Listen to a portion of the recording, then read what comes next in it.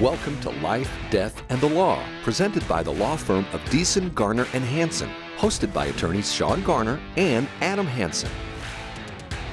I'm going to start out with some things that I think Trump did very well and why people disagreed with it regardless of how good it was, and things that he does terribly. So one thing that he did really well was the Abraham Accords, and that was to bring the Middle Eastern countries together to have peaceful trade. And this was something that nobody thought he could accomplish. He did. It lasted maybe one 24-hour news cycle, and then didn't get much publication after that. And I think that it probably spawned the attacks of October 6th, 7th, and because Iran really didn't want those to happen, and they were just being totally solidified by Saudi Arabia right before or right after the October 7th attacks.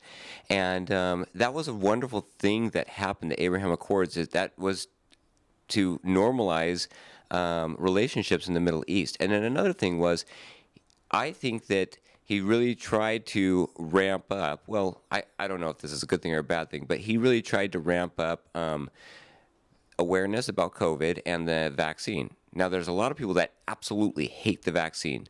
I hate the implementation of the vaccine. I don't hate the vaccine. I hate the implementation of it, that it was mandated on all federal workers, and pretty much you were a scourge if you didn't take the vaccine in the political view or lens. And he did Operation Warp Speed, which was to get the vaccine going quickly. But the party in power right now, the Biden administration, they're all about the vaccine, but nothing about Trump's support for it. In fact, the Kamala Harris stated several times that she would never take a vaccine that Trump produced or that was promoted by Trump.